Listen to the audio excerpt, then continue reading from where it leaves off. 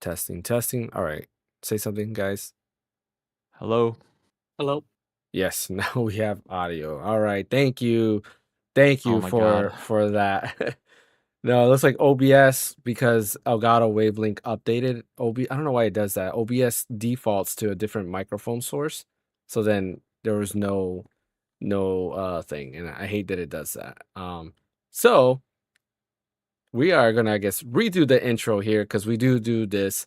We do upload the podcast on both Apple Podcasts and Spotify.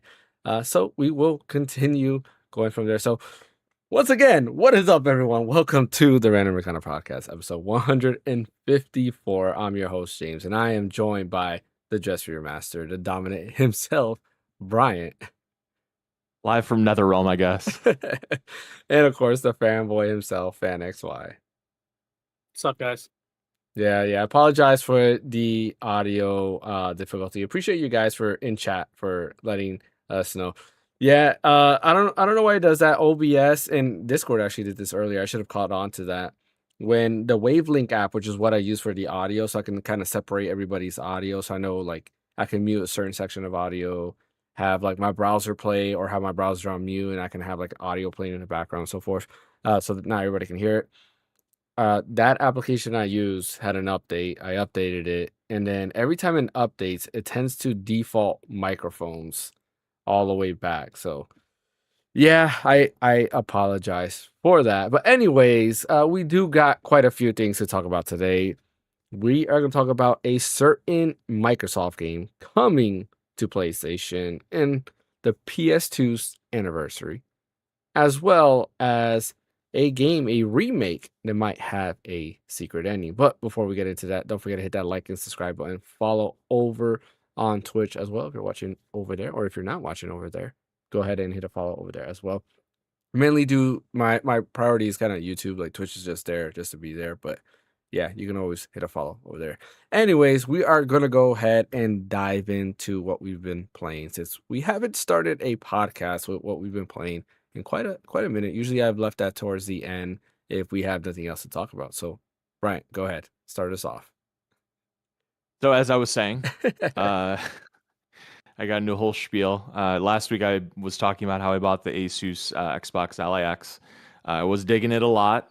And long story short, the USB-C ports on it stopped working completely, where I couldn't charge it, couldn't hook up any accessories to it. The USB-C ports were just kaput.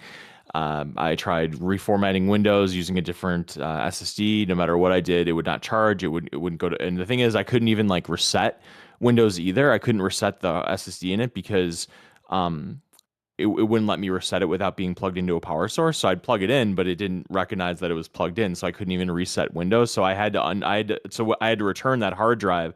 So I had to like completely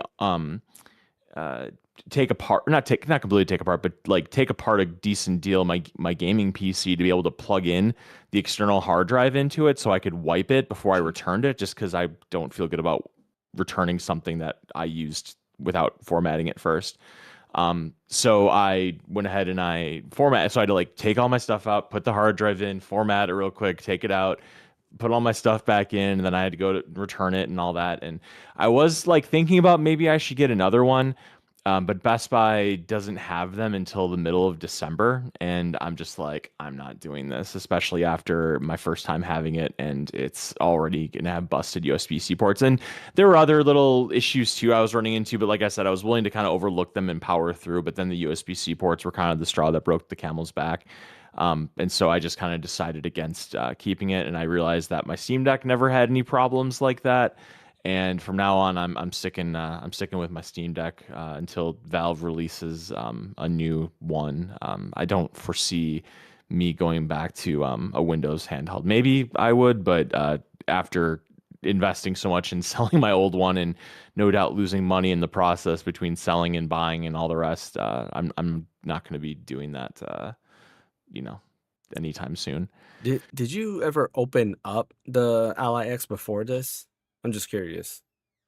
Like, did you like change out like an SSD in it or anything at all? Yeah. So when I bought it, it came with a 1 terabyte SSD, and I bought a 4 terabyte Hmm. SSD, and so I took the SSD out and I put the 4 TB in, and I used it for like a couple days, and it was going great. And then all of a sudden, the USB-C port stopped working. No, I'm just curious. I was thinking maybe something was unplugged or something like that. And you tried both USB-C ports, and neither of them will Yep, work. Oh man, nothing.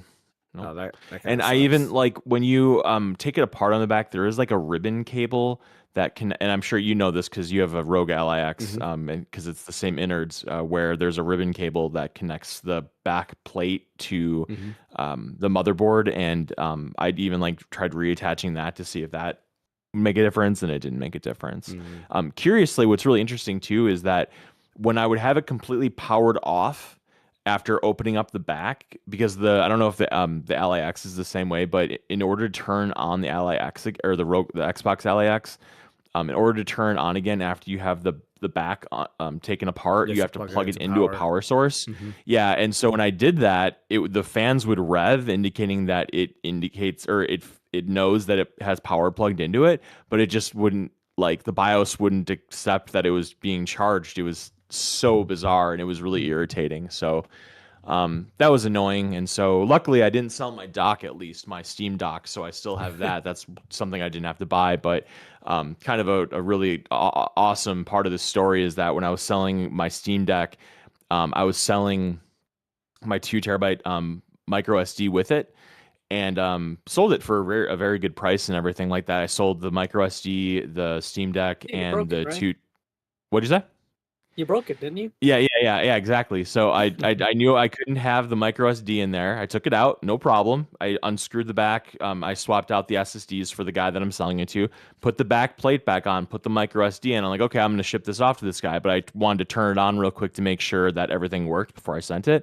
And I'm like, and I tested it, and the controls didn't work. And I realized that I forgot to reattach a ribbon cable that you unhook to make putting in an SSD a little easier. I'm like, okay, well, I'm just going to unscrew it real quick and yank it off, and I totally forgot that I put the micro SD card back in there, and so that snapped. So that's a 2 TB SSD card, or a 2 TB micro SD card down the drain, and that's just, it's like $170. So at that point, you just have to laugh and just kind of be angry at Valve for engineering it um, to even have that, where if you leave a micro SD in, that it's going to snap if you try to take it apart. Like, it's just, it seems like such an easy solution would just be to have the SSD card module like soldered to the motherboard, and have that just completely separate from the back plate. I don't know Yeah. why they have to like come together like that, but it is what it is. So I did break the micro SD card, and that's not the first time I've done that, by the way. I broke a 2 TB micro SD card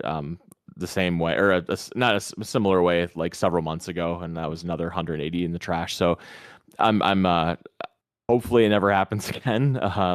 So that's fun. But anyway, so that was my Xbox LAX story. And now just back with the Steam Deck. So as far as what I've been playing, I played a lot of Ninja Gaiden 4 last weekend. Nice. Very much enjoying it. What'd you say? I said nice. Yeah.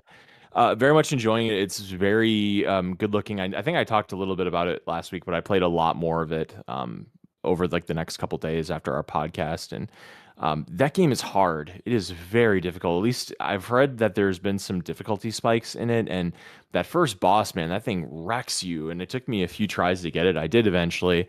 But I'm liking it. But something that I don't like is that there's a lot of monster closets where it's just enemies that, like, just nonstop enemies are coming out of the woodwork to just wreck you. And the combat system is great, and so you kind of like the combat system, or you like the opportunity to use the combat system to fight endless hordes of enemies. But at the same time, it just gets kind of repetitive, because it's like you go to one area, you fight 1,000 enemies. You go to another area, fight 1,000 enemies. And there's some platforming in it, a lot more actually that I've found in Ninja Gaiden 4 than the previous Ninja Gaiden games. There's a lot more platforming, like going between like ninja, what do you call it? Shadow running or something like that, or Hmm. stepless running, like where you run on walls. There's a term for it, but where you run on walls, and like where you do the wall jumps back and forth to like get up to a higher level and stuff. Yeah. So there's a lot of really cool stuff like that, and that helps break it up a little bit. But I definitely want to go. I want to go further into it before I give a final verdict on it. But I'm enjoying it. And then also, given the intro, I am playing Mortal Kombat Legacy Collection, which is a game that I was very much looking forward to, just because Mortal Kombat is very nostalgic for me. Growing up, a buddy of mine played it all the time, specifically Mortal Kombat 2 on Super Nintendo. Just played it all the time, and the lore was always very interesting to me. And the Mortal Kombat movie with Hmm. the dude from Highlander, what's his name? Christopher Lambert, I Yeah. think he played Raiden or whatever. Yeah, that movie is very nostalgic for me. It's like, it's not like the best movie, but it's not bad either. Just like a silly good action movie or whatever.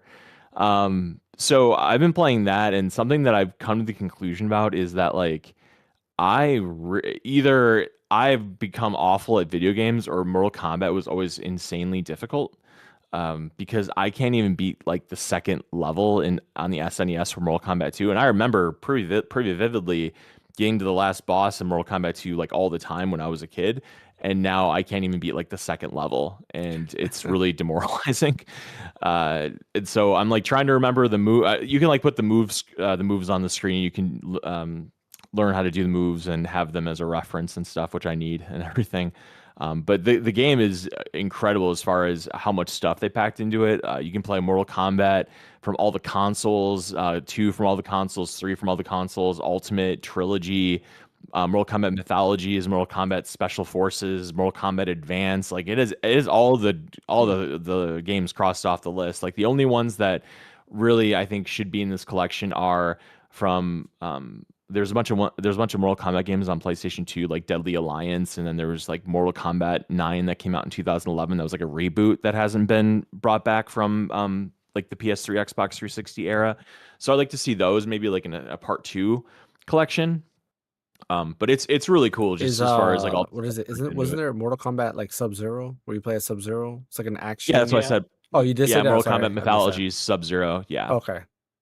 Yeah.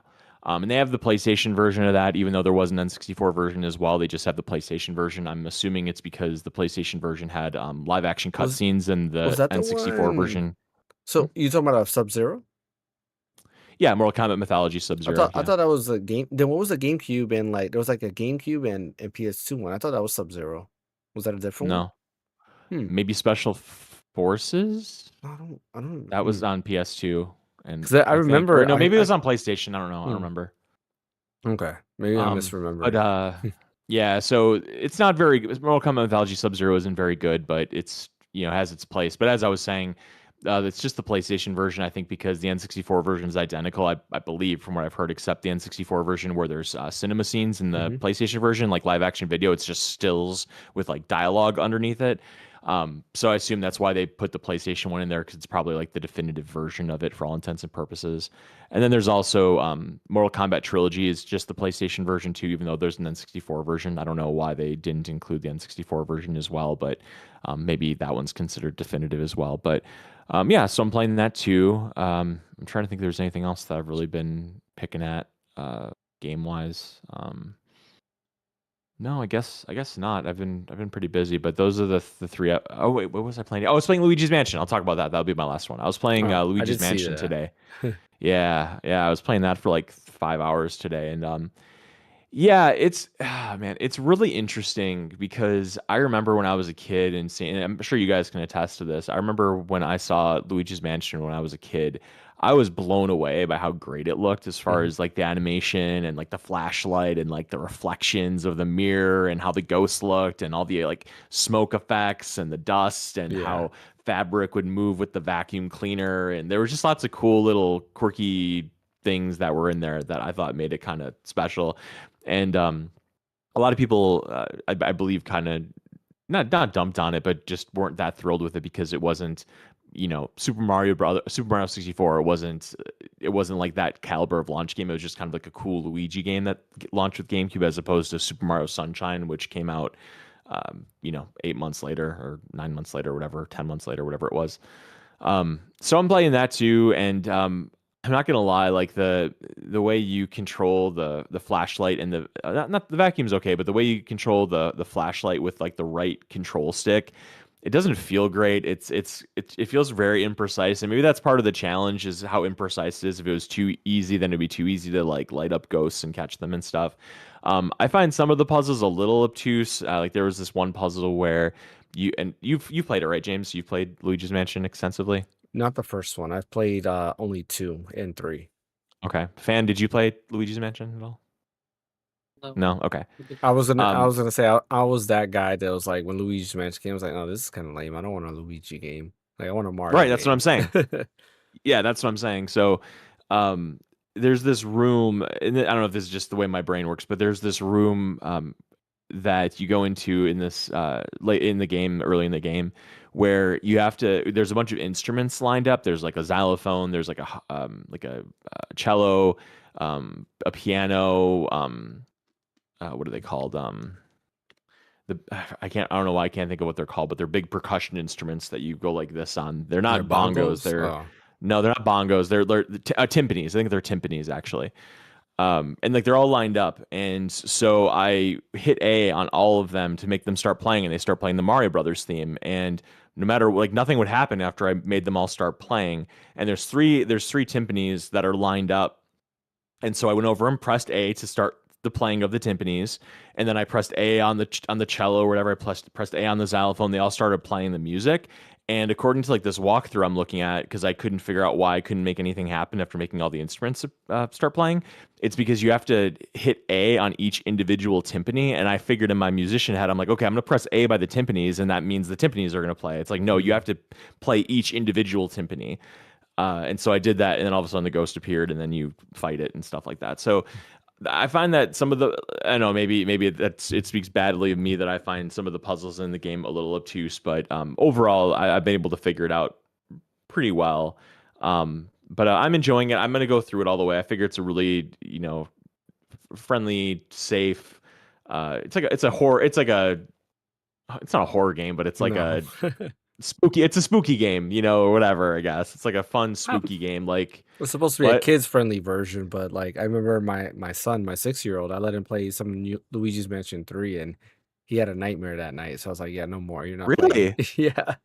Like even though it's like Wow. a very Okay. like you said, like it's a a silly like horror game, It's but like the Haunted Mansion Disney ride. Like that's hmm technically spooky, but it's not really that spooky. It's like yeah, funny and fun and different. So but like those are the things I've been playing. kids see things scarier than what they are. Like I remember It's being true. scared of the dude in Lost Woods that steals your rupees. Like when he runs around and like like if he bumps Oh, into and Link you, to the Past. yeah, Yeah, um, yeah. I was like, what the heck is that guy doing? And you can't hurt yeah, him either. He just like backs away. It's like, exactly. dude, I'm gonna stab you with this sword. Like, why doesn't the game let me do it? And I He's used the to be thief. scared. Like every time he would show up, I would run away, and like my heart would just be racing because I was scared of that guy. That's funny. Huh. Yeah, go ahead. That's all I got. That's all you got. Gotcha. That's all I got.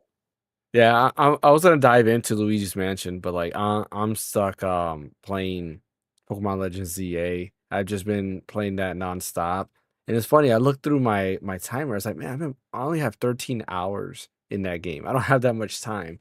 Everybody else that I know that I have on my friend list has like 50 hours in that game. And I'm only 13 Jeez. hours. I was like, I don't know how you guys have that much time. I'm playing almost every night. I mean, there's been a couple of nights I haven't. What was it like last week? I was sick, so I didn't play as much. And then this week there was a couple of nights I was just tired. I was like, I'm going straight to sleep. I'm not going to even play it.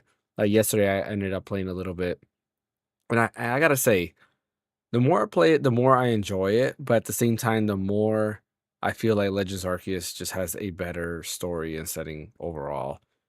It it's not knocking Legends ZA. I think it's a really fun game. I think it's a really good game. I would put it in like Zelda games, right? Like typically Zelda games are all fun, but some of them are better than others. I would say it's kind of like that where it's still really fun. I'm still really enjoying it. There's a lot of good quality of life stuff. I love the combat mechanics of the real-time mechanics. I do love that. Playing online is actually kind of fun. Like I found myself wanting to do more matches and get ranked up. I do find that pretty fun.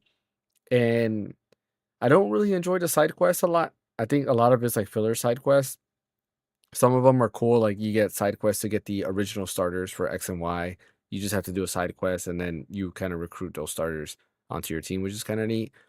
I like the wild zones. They're pretty decent. I just feel like they don't level up enough, or like as you expand with the story, more areas kind of like unlock, so you have to kind of keep going with the story to do anything else. So where I'm at, I'm kind of very like overpowered for the story, so I'm one-shotting everybody, which is to be expected. So I started leveling up like my weaker Pokemon and kind of messing around with my team.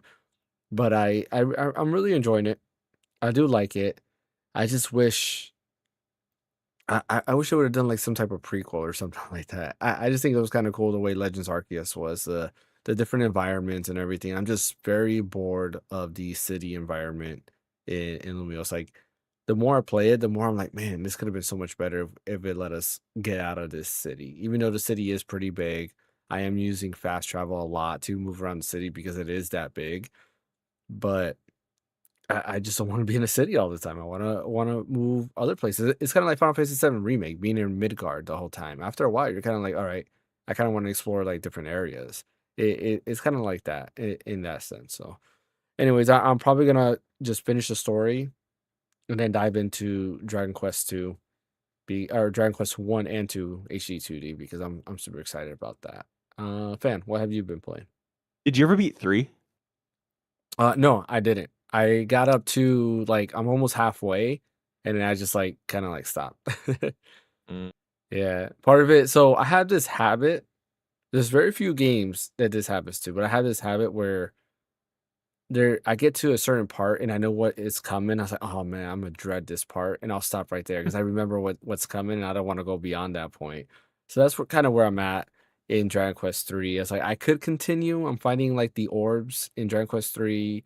There's a part where you have to find the orbs to kind of like go further, and you unlock like your flying vehicle. It's not really a vehicle, but I'm gonna say flying vehicle because I don't want to give away what it actually is, and then it kind of like expands, and that's kind of when you get towards the ending of the game. But I'll talk a little bit more on why I want to play 1 and 2 HD 2 yeah, 1 and 2 HD 2D remake. Oh man, so many like numbers there. Why I want to play that later on.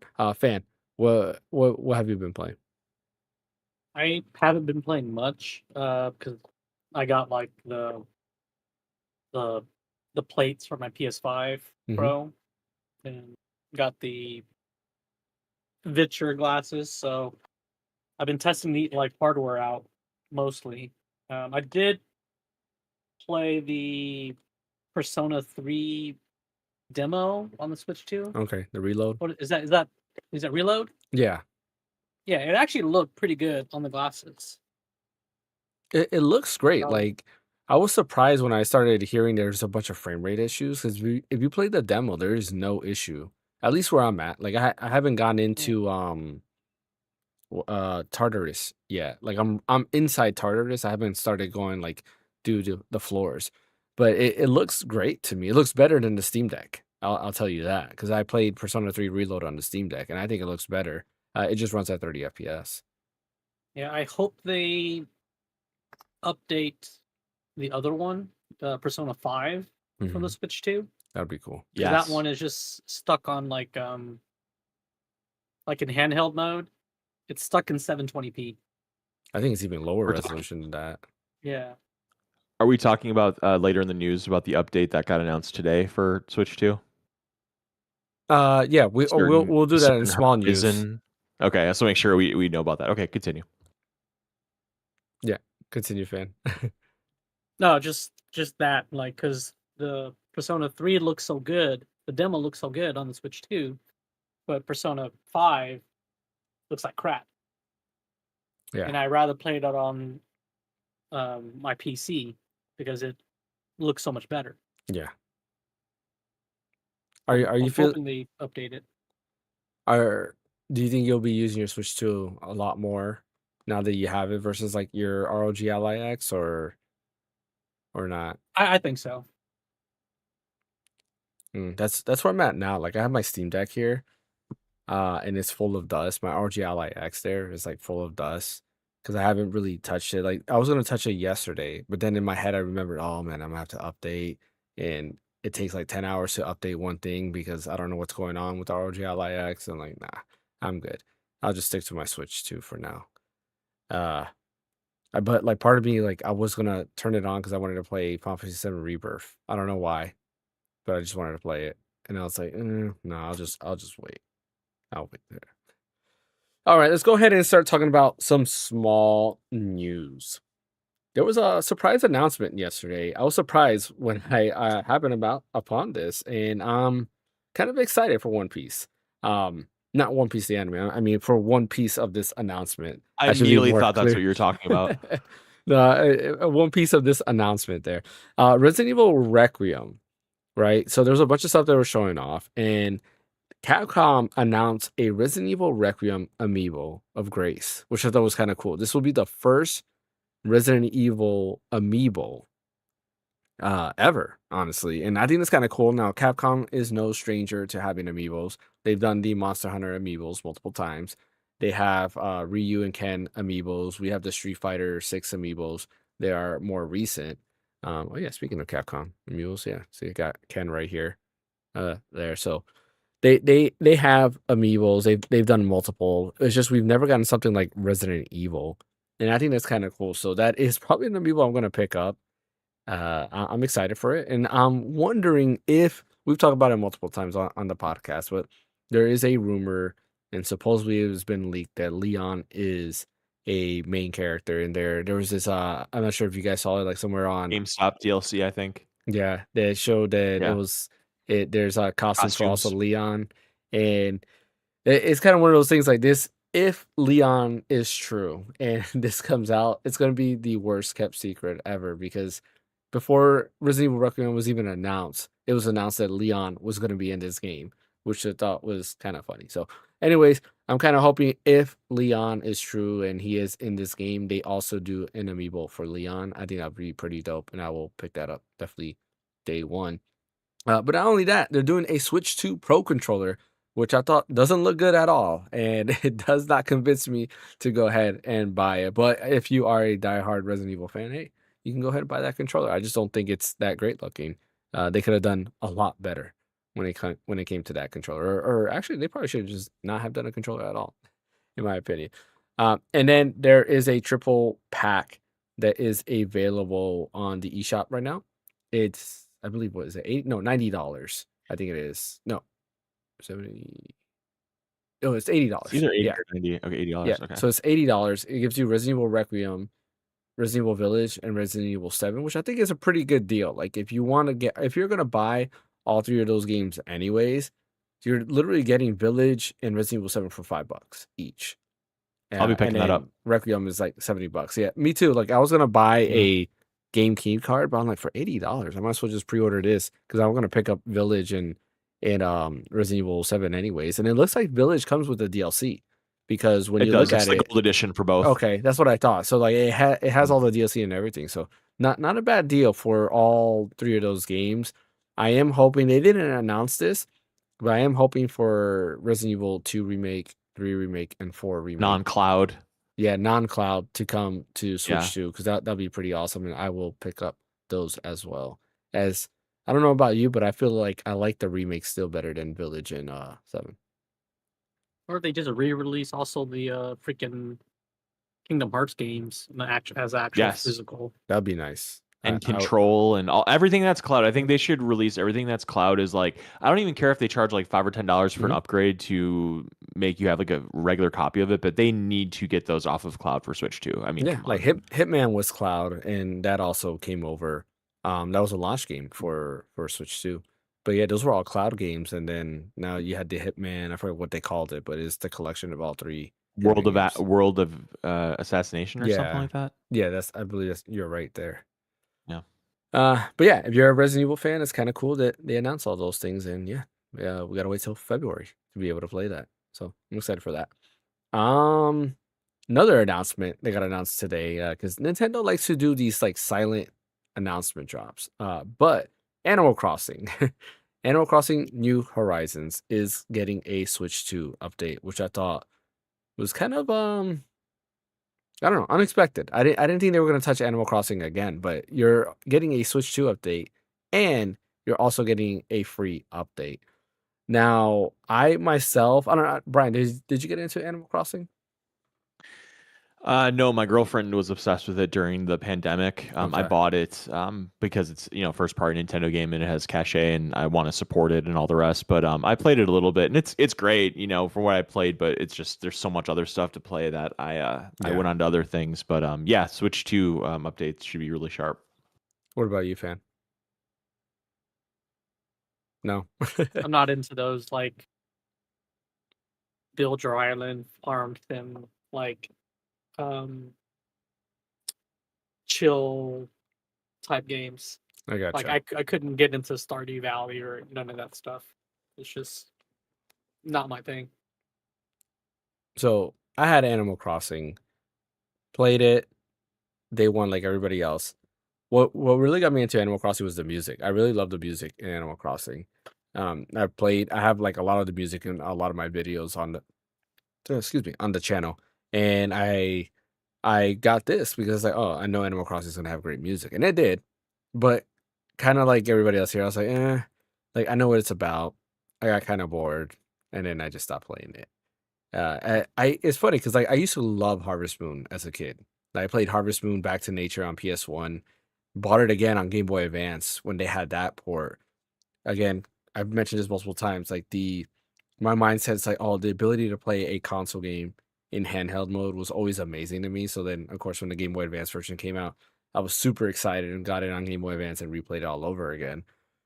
But I don't know, like farming sims, I guess just don't. And I guess technically it's not a farming sim, but it is a farming sim at the same Kind time. of, yeah. Yeah, they just don't hit me like it was when I was a kid. So, and before anybody says anything, I don't think Dragon Quest Builders is a farming sim.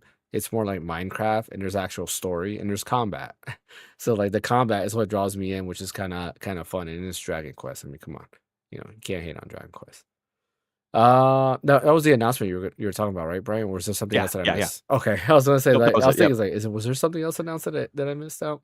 No, but yeah, that was announced. Do you remember the exact date it's coming? January Mm, 15th. All right, I was just about to say that. No, I'm kidding. I don't know. there you go, January 15th. So 2026 is gonna be pretty good year for Nintendo Switch 2 already. And it's funny, like I was looking back and I was thinking, what was it last week where we had a discussion of how many first party games like PlayStation, PS5 has had compared to like Switch and stuff like that. When you start looking at what Nintendo is doing with the Switch 2, I honestly think in the first year alone, the first 12 months of the Switch 2's lifespan, it's already going to have more first party games in general, more exclusives in general compared to the PS5 since launch. You guys agree? Hmm. You agree, Brian? Yeah, I do. I think we talked about that last week, where it was just we named how many bangers have come to Switch 2 in its first, not even its first year. Mhm. As far as like exclusives and games that really make it worth having, and how that's in comparison to other consoles. So yeah, it's very successful. It's yeah, I agree. Cool. And the last bit of small news, something else you alluded to earlier, is Dragon Quest 1 and 2 HD 2D is out. Unfortunately, I did not pick it up because, like I said, I'm playing Pokemon Legends ZA, and I'm actually right now debating with myself internally, like, do I want to pick it up physically or just digitally? Like, I have a bunch of like eShop money that I can use to get it, but at the same time, it's like I have Dragon Quest 3 HD 2D on like physical. Like, do I want to have that physical as well? There's also a part of me is like, do I just pick it up on PC and just experience the best looking version of that game? Even though I know the Switch 2 version is going to look amazing. At least I hope it does. It doesn't look like you know some of the other games that don't look that great. But I can't pronounce it. Famitsu or Famitsu. There we go. Famitsu? There we go. Famitsu? Yeah.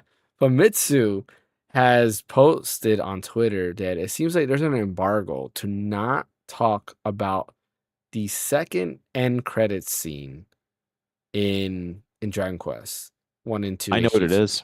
You know what it is? You saw the spoilers already? I got the scoop.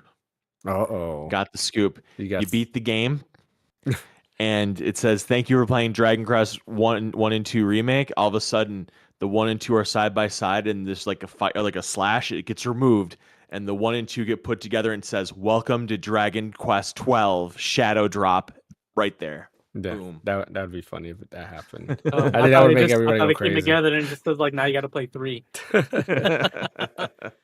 But in this, it's interesting because they alluded to the second credit scene, and specifically, I think they said Dragon Quest 2, which got me wondering. Has it? Nobody here has played Dragon Quest 11, right? Except for me. I played 11 a little bit. You haven't beat it though, right? No, I didn't beat it. No. Ah, shoot. I don't know if this is really considered spoilers. I feel like it's not. Um, do you mind if I say this, or you don't want me to? Do you know if you're ever gonna play Dragon Quest 11? No, I am. I absolutely am. I actually got like maybe like a quarter of the way into it, but then I couldn't take the MIDI music anymore, so I stopped playing because I knew that the definitive version was coming out with the orchestrated. Oh, So okay. I'll probably come back to it one day. So if it is like a major spoiler, like probably hold off. But if it's something It's that you think not. I don't might think it's a know, I don't know. major spoiler, like a story spoiler. I mean, I'm different when it Is it comes to about the spoilers. Luminary? Is it what? Is it about the Luminary? No, it's not really Okay. character related. It's just what I think this is alluding to. I know, like in the game, isn't it something like there like other Dragon Quest like worlds are in it or something like that in Mm-mm. 11 or something? Okay, I don't No. know. You can just say it. It's fine. All I right. don't care. So in Dragon Quest 11, you get to a part that you beat the game, credits roll, and then like it just takes you out and it takes you back to the main screen. Doesn't tell you anything. So a normal person would be like, okay, whatever. Like I beat the game, cool. Credits roll, I'm done.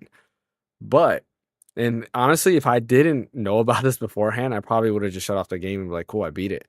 But what happens is if you load up your save file, like there's no star icon, there's nothing saying that you cleared the game. New It Game Plus it or just goes something. there. There's no new game plus or anything.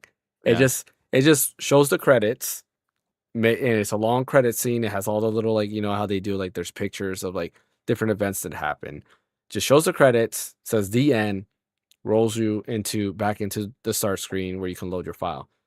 If you choose load file, you start up in your village, and right away a quest pops up. You're like, oh, what's going on here? And the quest is not a side quest, it's a story quest. And guess what? The game actually continues. And that gives you like another like 30 hours of story. So yes, the Oh ending wow. of the game is not the actual ending of the game. There's a second part to the story, which is kind of cool. And that's after, spending 90 hours in the game thinking you Gee. beat it. And it's like, no, It's a that is long not the game. ending. God. It is a pretty long game. And it is done really well. I'm not going to tell you the story aspect of it because I think it's pretty awesome the way they do it. And a lot of people were actually happy with the way they did it and how they continued the story because it kind of makes sense of why they continued the story right away. And honestly, if they ended it there, you would understand too because it made sense too. But like when they continue, you're like, oh wow, this is kind of cool. But anyways, I'm wondering if Dragon Quest 2 has something similar where you beat the game, there's credits, and then the story continues, and they added maybe another like 10 hours to the game to maybe hint at what Dragon Quest 12 might be. I don't know.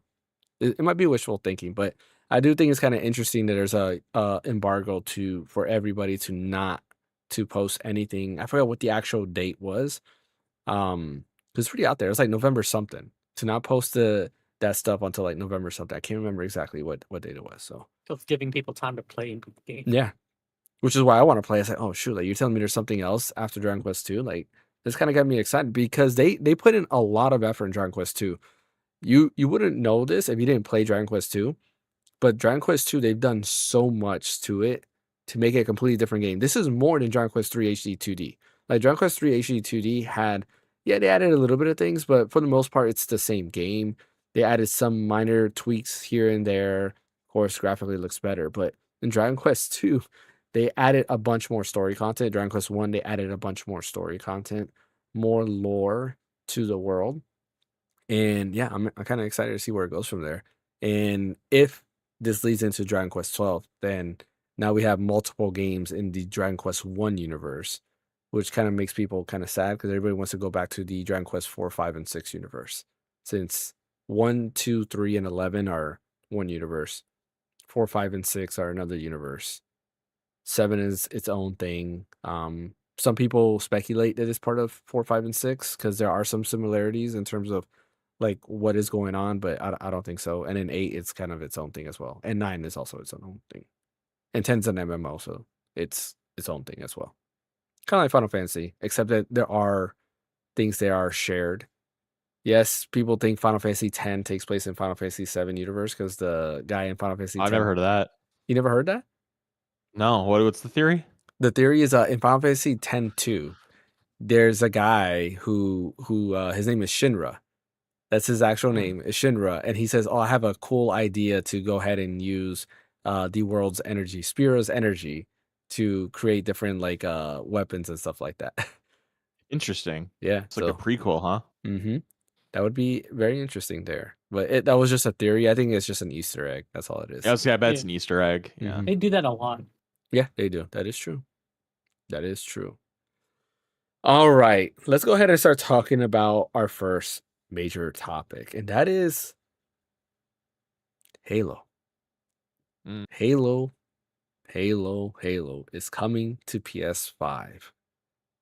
And I feel bad because every time we have something major to talk about, it just seems as bad news for Xbox. And it's always just negativity across Xbox. It's not like I want to talk about the negativity on Xbox, but the minute they showed off Halo Campaign Evolved, which is a remake to the Halo 1 campaign, and then they showed off that it's coming to PS5. But not only that, in the presentation, I forgot what his name is, the guy who works for Microsoft, works for Xbox, has a PlayStation shirt on the whole time while he's talking about the game. I'm like, man, you really just do not care about Xbox.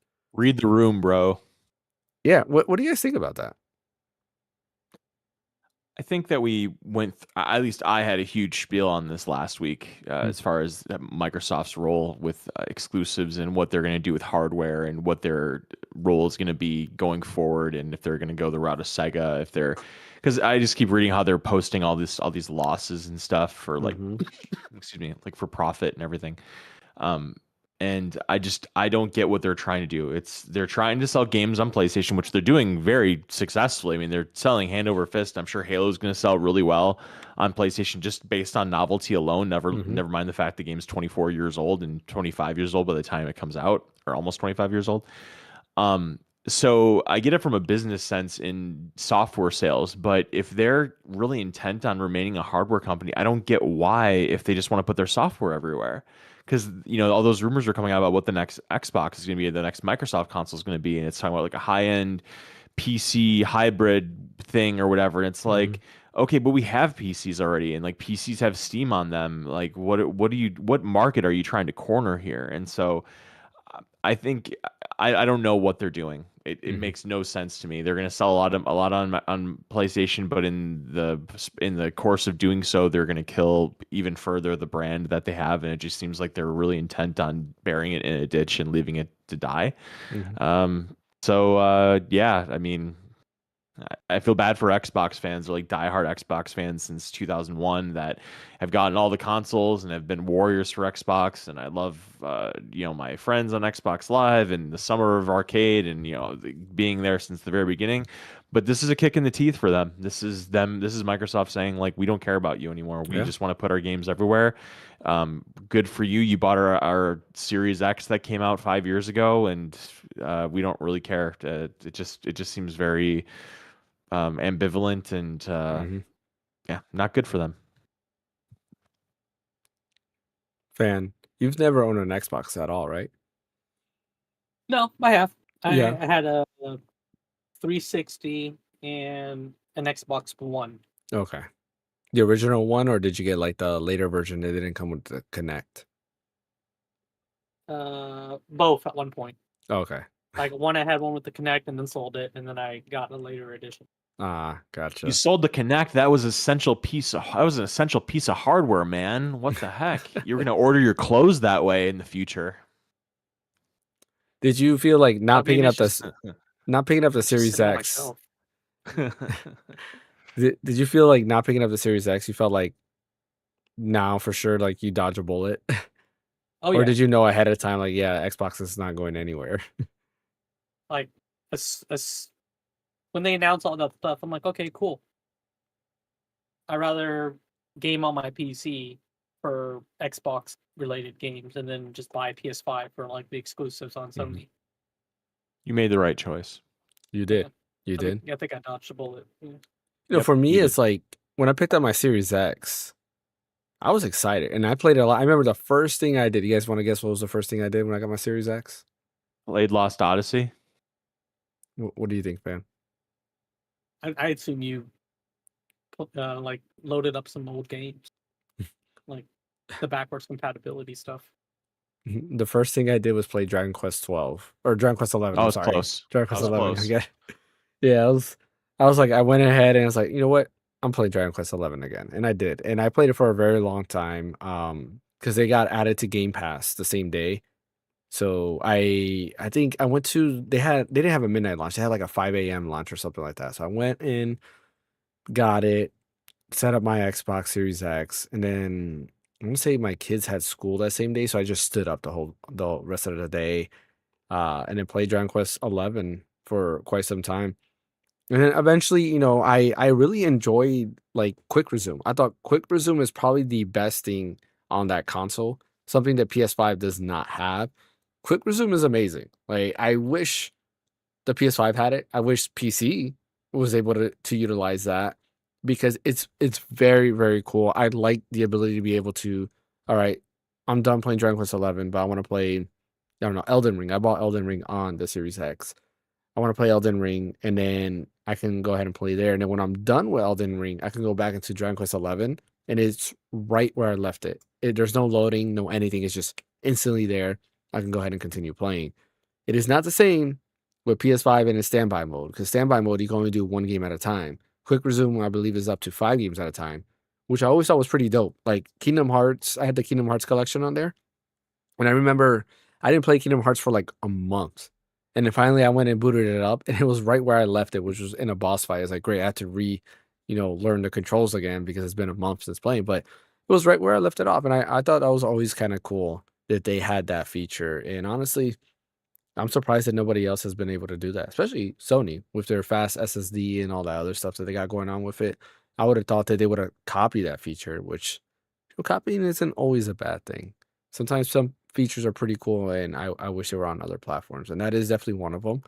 Honestly, on a handheld, I thought that would be pretty cool, but I don't think it's doable because it has to be on and in on completely on state at all times. Which I think, correct me if I'm wrong, Brian. I think they changed that where even if you lose power, it you turn it like back on, it's still in those stored states. Because I know when it initially launched, like if you lost power, then that's it. Your quick resume was gone, and then you had to you had to pretty much start everything all over again. Do you remember if they changed that? I don't know. I haven't taken advantage of Quick Resume enough to know that. Gotcha. I use it a lot, like with Sonic Unleashed, Sonic Generation. That was the other cool thing about the Series X was all the upscaling for older games. Like honestly, Series X had the momentum in the beginning, in my opinion. I think they had everything going for it. Better backwards compatibility. They were upgrading a bunch of older games. Quick Resume 13 looked beautiful on it. Yeah, like a lot of games. Sonic Unleashed looks amazing. It runs at 60 FPS, 4K. Sonic Generations too. It's the only place you can play Final Fantasy 12 at 60 frames per second besides PC. Is. Yeah, that was on. Well, you play also at a lower resolution though. It's like 1080p, which is kind of lame. But yeah, that is. Whatever, I'll trade that. Yeah, that is the only place you can get 60 FPS Final Fantasy 12. And or in the only place you can get 4K Final Fantasy 10 because it's not 4K on PS the PS4 version that came out is not 4K. It's interesting. I didn't know that. 1080p. Yep. It's a 4K in PC. Yeah, you can do 4K on PC. Okay. Yeah. Or something like out of consoles at least. That's the only place you can get that. So it had a lot of things going for it. And I think the one thing that everybody was waiting for was like exclusives, like good exclusives. And they did. They had like Forza Horizon something, whatever the one was in Mexico. They had that one. There was, I guess that was it actually. I can't think of anything else. There's Gears 5 was an Xbox exclusive and PC eventually too, or same day. Oh yeah, it was right. Gears 5 was Series X? Oh wait, was it? Or was that regular Xbox? I need to look that up. I could be Yeah. wrong about that. Hang on. I think I might be wrong about that. Okay. Because there was Let me look Gears when it came out. Judgment or the tactics game. Yeah, Was Series X. Gears 5 came out in 19, so I was wrong about that. Never Okay, mind. gotcha. I'm trying to think of other exclusives though. There was the Gears remake they did, the first remake. Now they have another remake.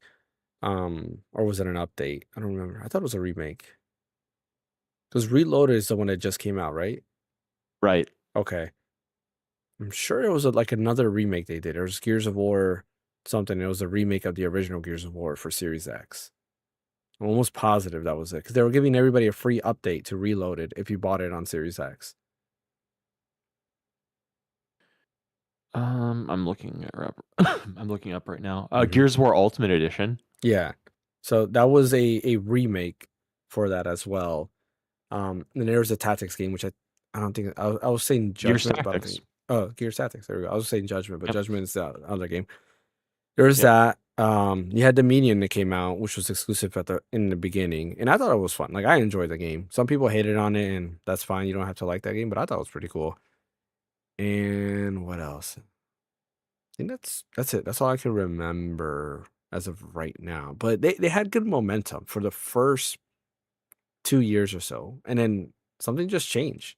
They just slowly just started going downhill, and I don't know what happened there. And yeah, now we're at this state. In 5 years, I went from a great launch to like what's an Xbox? I guess everything is an Xbox now because you can play your Xbox games, right? Everything's an Xbox. Yeah, and like you said, I think you said it best. If everything's an Xbox, then nothing's an Xbox. That means you have no Yep, I platform. stand by that. Mm-hmm. So When did the Series X came out? 2020. 2020. It was like Okay. I think a month before PS5 or a week or two, maybe. So I wonder if it had anything to do with them acquiring Activision Blizzard because they I put all think that so. money into that because that costs a lot. I think there was an article that and I think we talked about it last time that there was an article saying that they need was it 30% profit on everything Xbox because of the Activision Blizzard deal. And in order for them to make that profit, is they let go almost all of their Xbox team is gone. That's why they're shutting down all these studios, letting go all of that. They have to put the games on multiple platforms to kind of rack in that money all over again. Yeah. And I honestly I thought it was a bad move from the get-go. And not for this reason, for different reasons, but it looks like it was a bad move. They spent too much money. And I don't know what they were thinking. They thought $74 maybe billion. they would keep it. Yeah. It's a lot of money for Activision Blizzard. And they spent a lot of money too on Bethesda. Those were two huge acquisitions that honestly hurt jobs in general for no reason whatsoever. And now you have the CEO. Did you guys see what the CEO of Microsoft said? What their biggest competition was? And I think Yeah, like TikTok and stuff, and right. yeah, he said the Xbox's biggest competition is TikTok and short form video. I'm like, what? I know what he means by that because at the end of the day, it is really about time. Like that is kind of true in a way, and Mhm. but I don't think that's Microsoft exclusive. That's just any form of media that is created. It's in competition with any other media, and I really think that TikTok and Instagram and all the social media platforms, like they very much have take time away from what people could be doing that is actually productive. And yes, I consider video games more productive than social media. Oh, for sure. So I get what he was trying to say there, but at the same time, it comes across as really like high level to the point where fans of Xbox could be like, do you know what industry you're in? Like you should say your competitors are Sony and Nintendo. You want to create awesome software experiences gaming wise on those for your platform to compete against theirs, and not really talk about like the overall competitiveness of time between other like forms of media, because that just comes across as kind of like duh. I don't know. Yeah. It didn't sound great. Not a good soundbite. Yeah. Do you think? Mhm. Well, do you think Microsoft could like levy off some of their expenditures by like going into other forms of media? Because like the Halo series didn't do great. It went for 2 seasons. It was like fine, Mhm. right? But obviously they made some money because they sold the license to Paramount to like produce that and air it and stream it and stuff like that. So could they do that with some of the other stuff with Bethesda IP, Blizzard IP, Activision IP, and like kind of because I mean freaking Fallout on Amazon Prime season 1 was it was a hit. Yeah. Mm-hmm. Like they as long as you have a solid story with a nice IP to back it, you can have a hit. Well, you have Unfortunately, with Halo, the it's kind of hard. Crash Bandicoot animated series that's coming to Netflix. Yeah, That's Activision. yeah, but I mean, like with Halo, it's kind of hard to do because Master Chief, you don't see his face ever in the game, Yeah. right? So doing a show based on that was kind of tough. If, in all honesty, they probably should have done it on ODST. That's true. That would have been better. But you have the Mandalorian. I mean, he always has his helmet Yeah, on. but you see his face. You do see his You face. saw it like once. And that was it. yeah, but the thing with the Mandalorians is that even like you know what they look like because you find out that Boba Fett is the clone of all the stormtroopers are his clones, so you know what their faces are. Well, no, the You know that Mandalorian. Remember, the Mandalorian is somebody But no, different. but then you find out like in the backstory, not in the TV show, but if you dive into like the actual like story, like in the books and stuff like that, Mhm. you find out that the Mandalorians are a race of people, but they're also a culture, so they Yeah. can be all forms of different people. So like them showing their faces and not showing their faces is just part of their culture. So it's kind of built into the story. Yeah. But in Halo, the game, it's really not. Like Master Chief is the only character who you don't really see his face. You see other Spartans' faces Mhm. in the other games, but his is the only one you never see. Yeah. I guess there's that. I think they could have done it without showing his face. I I don't. think they probably should have done it just without Master Chief. They should have done it, I think so too. Like Yeah. having Master Chief in there was the wrong idea wrong in my move. opinion. Yeah, like they Yeah. they shouldn't have done that because he's an iconic video game character. It's a little bit different. Like I agree with you. I think ODST would have been a way better thing Or because Reach, yeah, just like something like that. yeah, Reach would have been good as well. I mean, the Halo universe is big. They could have done anything, honestly. It Yeah. didn't have to be the characters. They could have made it something that's canon, but on a totally different area of the universe where they're fighting. And people probably would have liked it. It probably would have done a better job. The issue they had here was Master Chief, and it's like, that's not my Master Chief. Like, why is he crying and all this other stuff? Like, that was the biggest issue they had with that. But yeah, I see Microsoft trying to do that. They're probably going to start going into the media side of things. They see the success Nintendo's had with Nintendo World, with the Mario movie, and I can see them continuing that honestly with this. My biggest issue it's still the like I just don't Microsoft as a company. I don't think they even know what they want. Like there's that saying like you're so smart you're dumb. But in this sense, I don't even think they're smart. I just think they're just dumb. Like they don't know what they actually want. It's a big ship without a rudder or without Yeah. a sail. Like they don't know what direction to go in. Let's just buy more stuff. Yeah, exactly. They bought a bunch of money, but like, what are even asking why? Like, what is the purpose of this?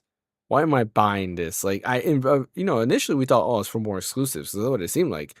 But then now it's like, you got no exclusives. So why did you buy them in the first place? Like, did you really think it through? Did you see how much money you had in the bank? I don't know.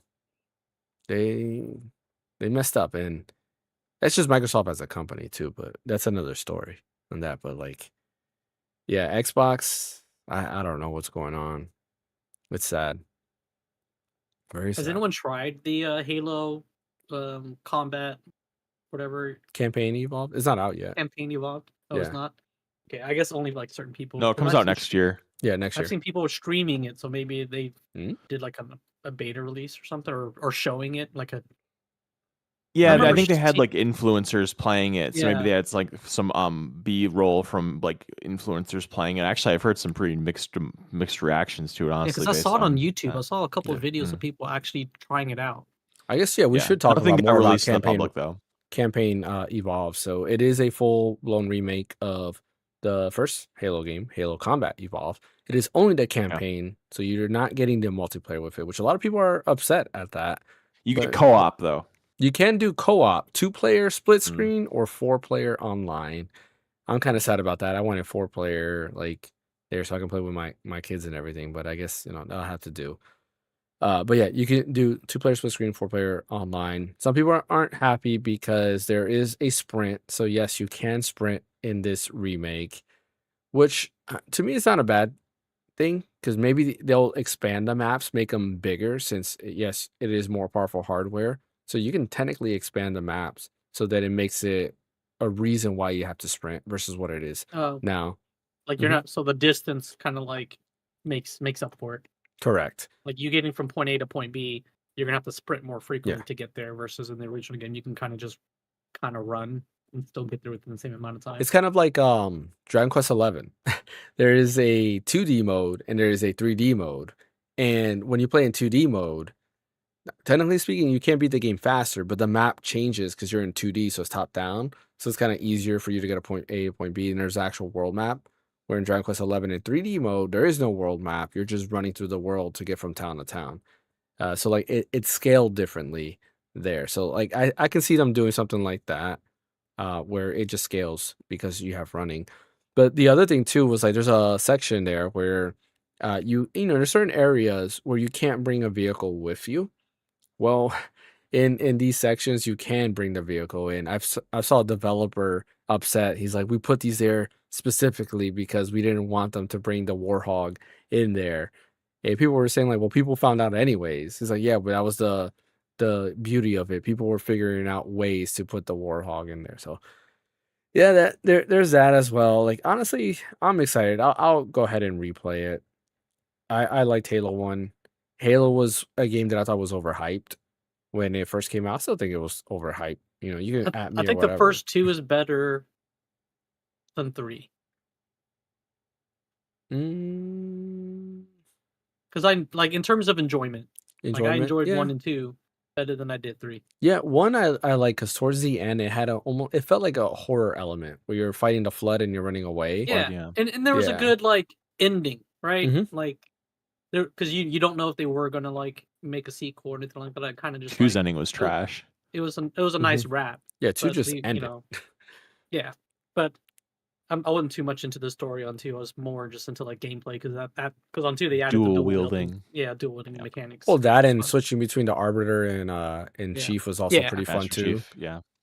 That was pretty neat. I did like. I would probably agree. I think 1 and 2 are better than 3 overall. Remember the hype for 2? Oh my god, that hype, man! Yeah. That when that game was coming out, like I was working at GameStop when that came out, and that was like a midnight release. I'm pretty sure it was a big deal, and I remember when it came in, like the boxes came in, it said like do not sell until such and such a date, like in big tape, and I got to like hold them before they came out. It was a big deal back in the day. But I missed those days. Those were fun days, like those midnight releases and everything.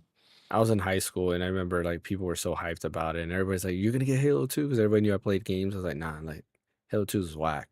Like, you don't like Halo? Like, what's that? I was like, "Yeah, I play real games like Final Fantasy." Like, that's exactly what I would tell people. It's like I play real games like Final Fantasy. But eventually, I ended up playing Halo's good. A friend of mine's he bought it. He's like, "Hey, I got Halo. You want to play together?" I was like, "Yeah, why not?" So I went to his house and we beat the Halo 1 campaign and then we went into Halo 2. I think I spent the night and we just played straight through. We beat 1 and 2 like back nice. to back. It was fun. Like it was fun playing co-op together and everything. So yeah, I'll give it that. Like I enjoy Halo now. I still think it was overrated at the time. Like the hype that it got, like in my opinion, just like yeah. But everybody likes something different, so I'll give you guys that. But yeah, that is Halo Campaign Evolved. It's coming. Do you got a release date on that, fan? I'm gonna make you the release date master. I know it's 2026. I just don't know if they have an actual date. I don't think they gave a date. I don't think they have a date. I think it's just 2026, It isn't says it? 2026. Okay, gotcha. Yeah, it just says available 2026, even on Xbox's website. Okay, and that's available confirmed date on Xbox, of course, Steam, Microsoft Store, and yeah, PS5, and then maybe Nintendo Switch 2. Who knows? If it comes to Switch 2, I think that'd be pretty awesome. Duty on Switch 2 yet? I thought that was going to be a thing. So there was a rumor saying that Xbox got the dev kits late. So Call of Duty is supposed to be coming sometime like February or March to Switch to. Okay. Yeah, that is the rumors for that. And supposedly that's the same reason why Combat Evolve or Campaign Evolve is not coming to Switch 2 right now. Same reason. Supposedly. We'll see. All right, let's go ahead and talk about a console that was taking up the majority of my time when Halo 2 was coming out, and that is the PlayStation 2. PlayStation 2 is now, oh man, sad to say, it is 25 years old. It came out October 26, 2000 in North America. And man, to this day, a lot of people love the PS2. And I gotta say, I love the PS2. I use the PS2 a lot more than any console at the time, for sure. And I owned all three consoles, the GameCube and the Xbox. I owned all three, including like, portables like Game Boy Advance, PSP, all that stuff. But the PS2 was definitely the console I used the most. In hindsight, I have a different opinion about the PS2. Like, I do feel that like I can go back and play GameCube games more because their games are just a little bit more fun. But the PS2, I had a lot of enjoyment with it. Now, there is something that ruined my PS2 experience. I'll tell you this. It's kind of funny. And I say ruin in terms of that it kind of stopped me from playing a whole bunch of different games. And that was Final Fantasy 11. So, was huge into Final Fantasy. Loved Final Fantasy. I remember seeing on Game Informer Final Fantasy 11, like, oh, it's an MMO. You got to play online with other people. Dude, I was so excited. And I remember I kept telling my parents, I want to get this, I want to get this, I want to get this. Well, I don't remember how it happened. I just know that something happened, and my parents were like, here, we're going to get you this because of something. I can't remember what it was. I don't know, it was my grades or a late birthday gift or whatever the case might be. I remember going to GameStop, or maybe it was EB Games. I think it was EB Games because at that time, the mall that I went to had both GameStop and EB Games. And I was before like, the merger. Yeah, before the merger.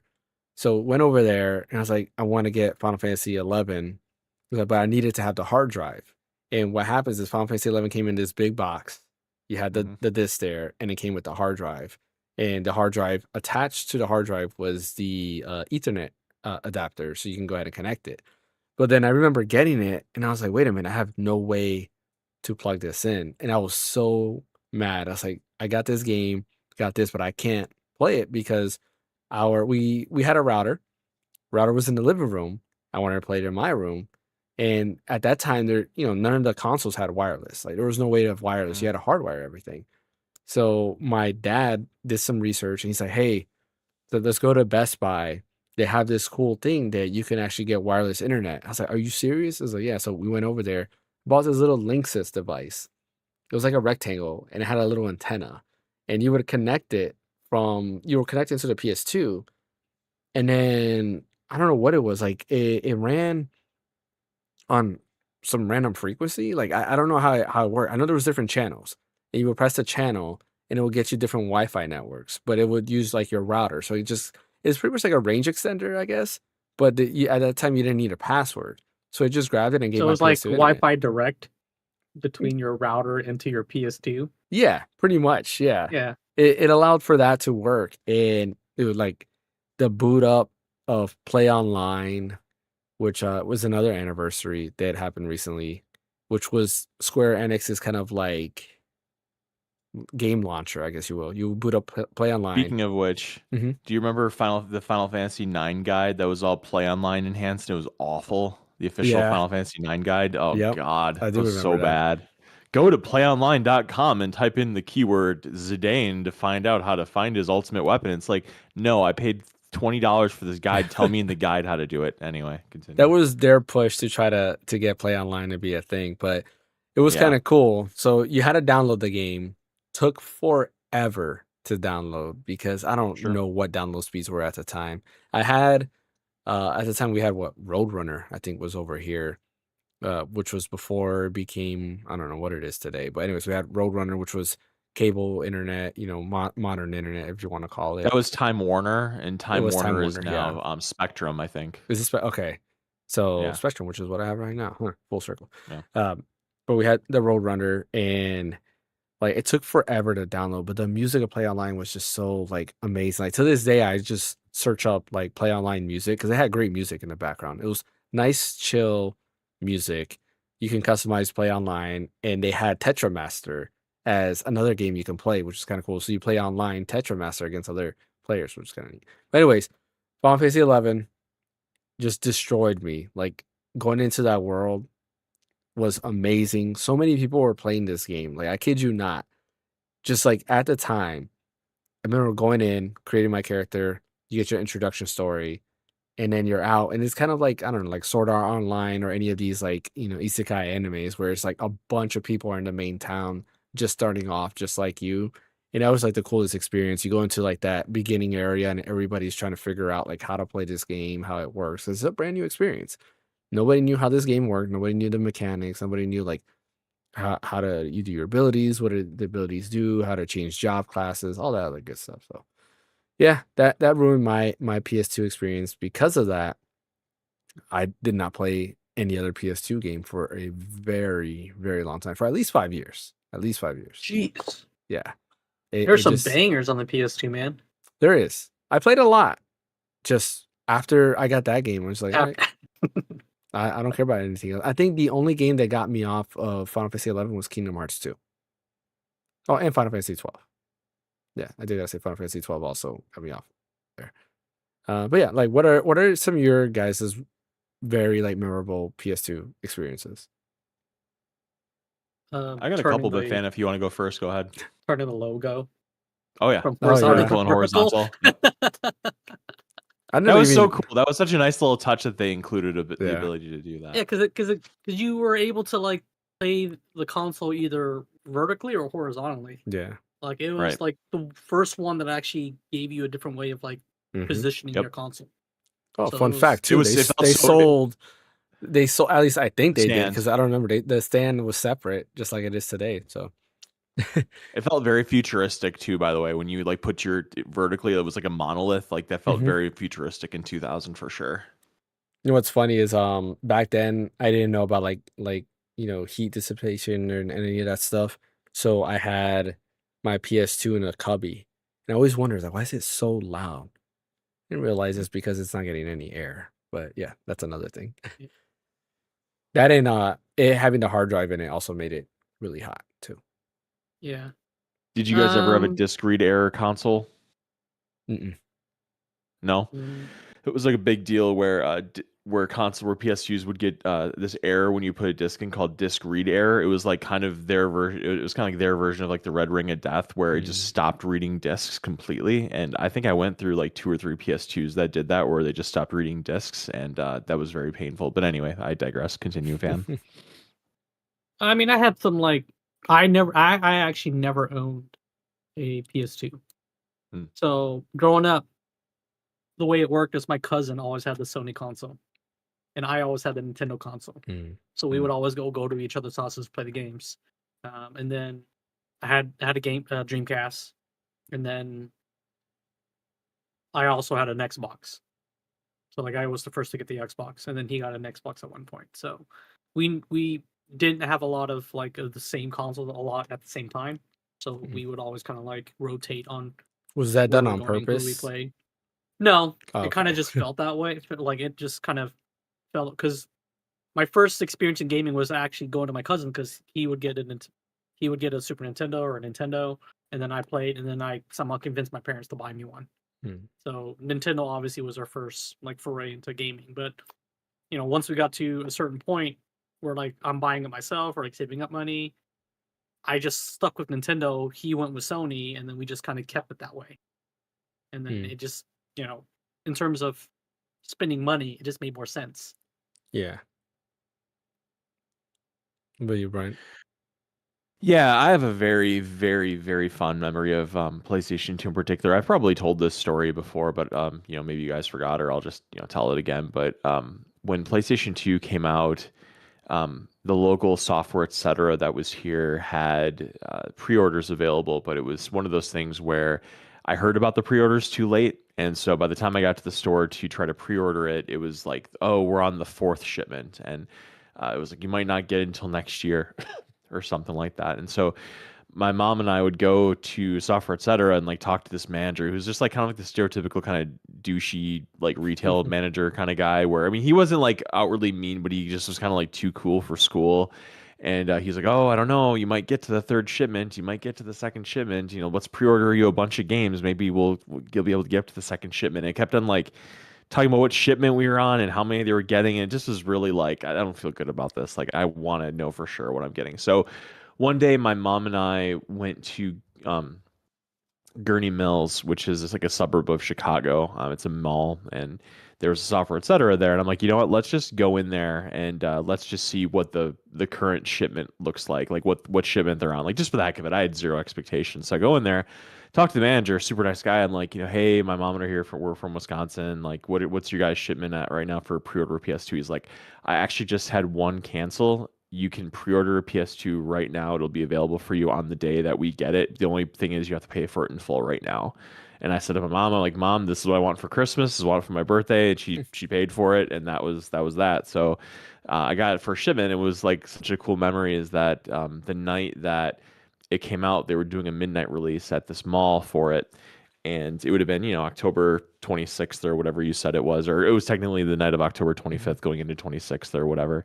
And my mom and I drove to Gurney, which is it's like a 35 minute drive from my house, and it was after my dad went to work because my mom didn't want my dad to know that we were doing it because he was no fun. He wouldn't be down with that, but we went, and because he worked third shift, and so we drove there, and we went in there, and they had like a kiosk set up with a PlayStation 2, and people were playing like Madden and SSX on it, and I was just blown away by the graphics and just like talking to a bunch of gamers and stuff. I would have been 13 at the time. Yeah, I was 13 at the time, eighth grade or whatever, and um, it was just like a really cool buzz filled atmosphere, right? Of people just very excited to get their console and everything. And then eventually midnight came, and or like quarter to 12 came, and everybody got like a number, like well, you're number three, you're getting it, you're gonna be third in line to get it. And they had all the consoles in the back, and then midnight hit, and we all like took our place, and I got my console, it had like the number three on it with like a piece of paper taped to it, and I got it, and then I brought it home. I hooked it up. It was like 1 o'clock in the morning, 2 o'clock in the morning. I had to go to school the next day. But I played like SSX a little bit and Tekken Tag tournaments and like Silent Scope and stuff. And I was just like totally blown away. I'm like, I do not want to go to school tomorrow. But my mom's like, you got to go to school tomorrow. So I went to school the next day, and I told all my friends like I got a PlayStation 2, and immediately like everybody wanted to have a sleepover at my house. And so that ended up happening that weekend. And so like a bunch of my friends came over, and we played like Tekken Tag tournament, Silent Scope, SSX, Madden, all the mainstays that were that launch, Ridge Racer 5. And there were actually some pretty decent launch games for PS2. Yeah, so that's just a really special memory for me getting a console. It's probably one of the only consoles I can really remember specifically, like to call out like how and when I got it and how like special it was. Because I mean, my PlayStation 5. I remember I got that on a huge price error from the retailer. I got it for like $25 from the retailer. Um, it was a mistake. I don't know how I got it for that, but they shipped it to me, and that's how much they charged me for it. I have no idea how that worked, but that's how I got it for that cheap. My Xbox, I remember getting that with like Halo and Jet Set Radio Future and all the rest. And I remember opening up my Super Nintendo when I was like 5 years old for Christmas, and that was a very special memory too. Actually, I should take that back. That's a good memory too. Game like Mario World and F-Zero, and for some reason I got Ultraman, and that game was way too hard for me, and it's considered one of the worst Super Nintendo games. But yeah, so PlayStation 2, I just remember playing Final Fantasy X for the first time and being blown away by how much better it looked than the PlayStation Final Fantasies. And even though Final Fantasy X isn't considered in my upper echelon now, at the time it blew me away just because how amazing it looked and how amazing it sounded and had voice acting and everything. There's like good, like awesome fighting games. Like I said, Tekken Tag tournaments, Dead or Alive, some kind of indie games, kind of like Guitaru Man. I freaking love Guitaru Man. I hope they bring that back one day. Never really got into Final Fantasy 12. I guess the MMO light aspect of it kind of turned me off, so I never bothered playing it. But yeah, I mean, you got Killzone, the Killzone games, Sly Cooper, Ratchet and Clank. There was just the Zone of the Enders, Metal Gear Solid 2. There's just a lot of really heavy hitters on PlayStation 2, and It definitely, it's probably like the last time we're going to see such a huge jump in quality between PS1 and PS2, because the jump between like PS2 and PS3 and Xbox 360, like there was a jump, but it wasn't like gigantic. But when you look at like Final Fantasy 7 compared to Final Fantasy 10, it's a joke. I mean, Yeah. considering the difference. And I just feel like we're probably not going to get that much of a jump in technology. I don't think ever again. I mean, maybe, but No. yeah. So it's kind of a mainstay. It makes me feel very old, or a milestone. It makes me feel very old that it came out, a quarter of a century ago, and I remember getting it, and I'm 38, and yeah. So that's fun, James. Thanks for reminding me that, thanks for No, reminding me of our mortal coils and everything.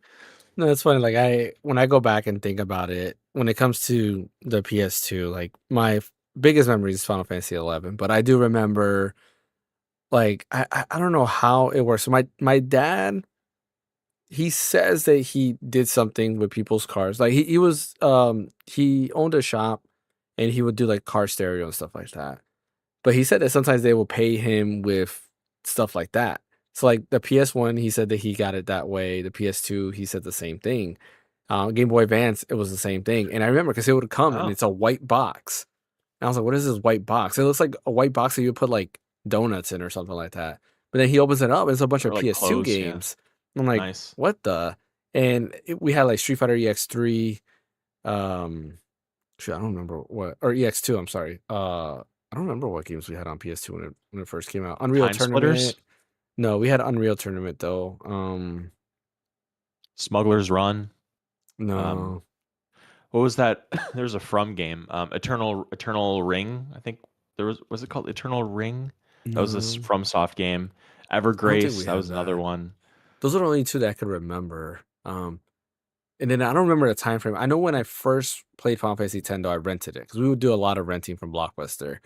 And I remember renting Final Fantasy X. I was like, "Oh, this is amazing!" Like you like that whole intro where Titus is in the like sitting down, and then like the lights start and the music, like the Jack Steam comes on, and like the thing starts filling up with water and all that. Like the whole intro was amazing. But playing that, and I remember Kingdom Hearts. Like a lot of the way I would learn about games, probably like you and fan, was through Game Informer. Look through Game Informer. I was like, oh man, this is Oh, kind of cool. Fun fact. For the longest time, I would take the magazines thinking they were free, not realizing you had to pay for them. So, yeah, and nobody ever said oh, anything, so I would just take I them. didn't do that. What I did was like when my mom goes to the grocery store to go shopping, she would just leave me in the magazine aisle, and I would just sit there and go I through would the do the same thing magazines. too, yeah. But I Yeah. would just take them with me, and then like my mom's not paying attention. And I'm here just reading through it and leaving, and nobody ever stopped me. And then finally, one time, my Those mom GameStop employees noticed, didn't care. like, yeah, GameStop didn't care. And then finally, I was like, wait, I used to get these for free. It's like you're not supposed to get these for free. You're supposed to subscribe to it. It's like, oh, okay. But yeah. So like, I would go through, and that's how I would find out about different games. But I remember playing like Mobile Suit Gundam Journey to Jaboro, which I was, remember that. yeah, like I was a huge Gundam fanatic. After watching Gundam Wing, I was like, I need everything Gundam. I also had another Gundam game which I did love a lot. And this was pre Final Fantasy 11. It was what was it? Zionic Wasn't Front. like a versus one. There was a PS2 versus one and a PS1 versus one. There was like Battle Assault, which was PS1, and PS2 also had one. But I had a Gundam Zionic Front, which was like Rainbow Six. So squad base. You go on these missions and you have three different teams and you're a group of different Gundams and you'll go through and like do these story missions. Fun game. I think in today's world, like the battle mechanics are not that fun because it was kind of slow shooting and stuff. It was very strategic, but it was cool nonetheless because you were playing on the Xeon side. And like it was kind of neat to see like their side, and you're kind of like feeling for them because usually you're always on the Earth Federation, so you kind of only see that side. Sad story. Fun fact, because I'm sure nobody will ever play this game because it doesn't play good, but everybody dies. So your whole Oh. team dies. It's pretty cool, and it's very sad the way it happens because then like you have like these. The UI is pretty cool. They make it look like the dashboard of what you would be seeing in a Gundam, so you can see like the different cameras, the different radars, and all of that. In the final battle, it's like your Xeon mobile suit's all messed up, and it's like all like crashing, and you're fighting a Gundam. Well, guess what? We know Gundams you can't beat. Well, yeah, that's how that happens. So pretty cool game, nonetheless. But yeah, that's The game Mhm. that I was talking about was Federation versus Xeon. Yeah, I had the second version. I think no, I had Mm. Gundam versus Zeta Gundam, which was basically the same thing. So it had Federation versus Xeon in it, but it also had the Zeta Gundam story in it as well, which was pretty Mm. cool. And the way that worked is like you beat the Zeta Gundam story, and then you can get the Federation versus Xeon story after it. So it had like 2 games in one, which they don't do that no more. And But there's Dynasty Warriors Gundam, which was pretty cool too. that was cool. That was PS3 though. I thought there But was one on, there wasn't one on PS2. mm-mm. Yeah, that I know for a fact because like I got Dynasty Warriors on Xbox 360 actually. That's where I bought it on there, and Dynasty Warriors Gundam too. But what else? Kingdom Hearts. Like I remember reading about Kingdom Hearts, like, oh, this is gonna be the coolest thing ever. Like you have Final Fantasy characters in here, and then I saw Disney. I was like, oh, like it's gonna be a kids game, but I bought it anyways and had a blast. Had some sports games. Had a lot of Madden games. I had some MLB games on there as well. I had NBA Street. Like I loved NBA Street and I Oh would yeah, I play that love a NBA lot. Street. That was good for Yep. sure. Yeah. I had also there was a game called what's it called? I think it was just called and one Street Ball, which was I don't know if anybody remembers. And one was kind of like a street ball type basketball. And you had Yeah. these people who did like these crazy like tricks and stuff like that. Fun fact, I was like big into basketball at that time. I was playing basketball like on our middle school team and everything. But like I had Oh, this What game. position were you? I don't even remember. So years ago, like it was years ago. I do not remember. Um, but played it a lot, playing street ball and loved it. I loved the music because they had like like Exhibit and like all these other like rappers in it. And it was like music that I've always listened to. So like they had that, but there were instrumental versions that were playing in the background, which I always thought was kind of cool because you barely hear instrumentals. But I played that a lot. GTA 3, of course, when that came out. I think I rented it.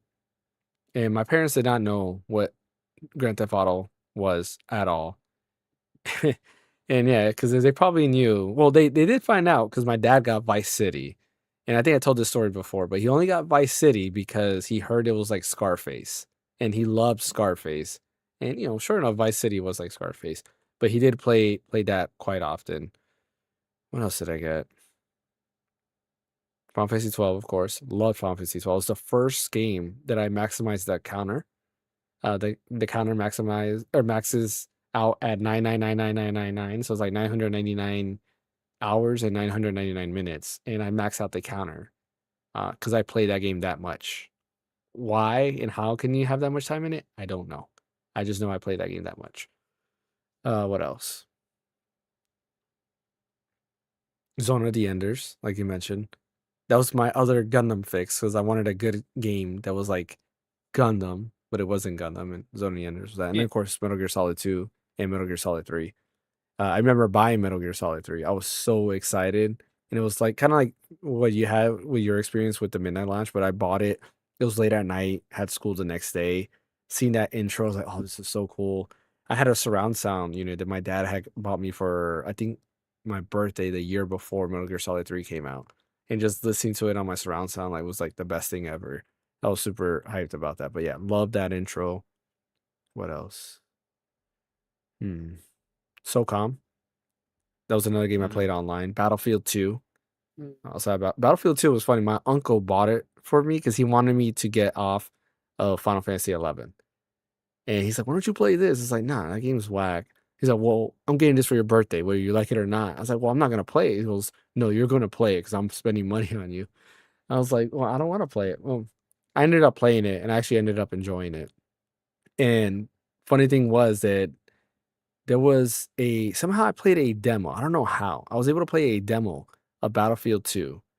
I played it online using the adapter. I to this day I can't remember how I did it, but I was able to play it, and that's how I knew that I was going to enjoy Battlefield 2 because I played it beforehand. But anyways, yeah, I played Battlefield 2 a lot. Did enjoy it. That's kind of it. I didn't play the main what we know as the PlayStation mascots today. I didn't play any of those games. I didn't play Sly Cooper, Jack and Dexter. Uh, Well, Jackson Dexter was good. Never played it. Yeah. I was in the PS2 era. I was big into fighting games, so I played a lot of Tekken 3, Tekken Tag.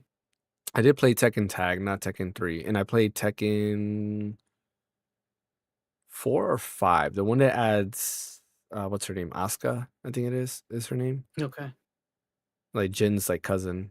That was the last one that I played. Most of my fighting games I got was on GameCube. So like Capcom versus SNK 2. Now I was playing like the Naruto. Oh, I played a lot of the Naruto Ultimate Ninja games too, because I was big into Naruto at the time. Oh, and the Dragon Ball Z Budokai games. How can I forget about that? I played all the Budokai games on there. A lot of fun. Trying to think what excuse me, what's some other maybe niche games that a lot of people don't talk about on PS2 that you played?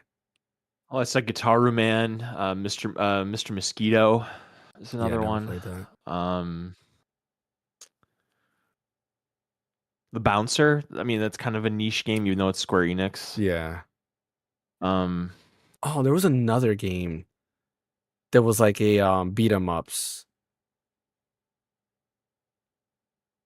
Because the bouncer, there's a game that you choose like 4 different characters. It was a beat 'em up game on PS2, and I want to say it came out around the first 2 years of the PS2, and I remember playing that a bit as well. I don't remember the name of the game see if I though, can find it. but remember playing that game. Urban Rain, uh, Beatdown, Final Fight, Crimson Tears. I don't know. Fighting Force? Maybe Fighting Force. I didn't know that was on PS2. It's on PlayStation, but How does Fighting Force look? I think it's a core game. It's a game Yeah, by it was developer for called Core. Fighting That's Force. it. Yeah. Fighting Was that Force. PS1 or PS2? Oh no, maybe it was PS1. It's PS1. No, So I then remember playing the Bouncer. See. It was a beat 'em ups game. Yeah. With the bouncer, you're only one character. Yeah, you play as that. Well, Yeah. actually, yeah, I think you can play as all of them, can't you? At some point. You can swap out. I'm pretty sure you can Yeah. swap out. Yeah, see. you don't just play as the kid with the spiky hair. You Yeah, play. because You can there play as the was other multiple pals. characters. Yeah. Yeah. Oh, I know another game I played. The Warriors game. Oh, okay, sure. Yeah. Oh, the Dynasty Warriors. No, not Dynasty Oh, here's Warriors. a The Oh, Warriors. the Like, Warriors. yeah. Okay. Warriors Like the movie. come out and play. Yeah. I remember playing that. It was actually a good game. Oh, I thought of another one that's kind of niche. It's very appropriate given what we were just talking about. But the first time, Halo is actually not the first. Well, I guess technically this isn't Bungie, but there's a Bungie game on PlayStation 2 called Oni.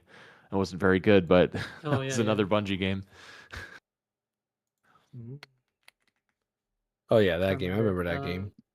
Yeah. I'm Beautiful trying to Joe. think of like.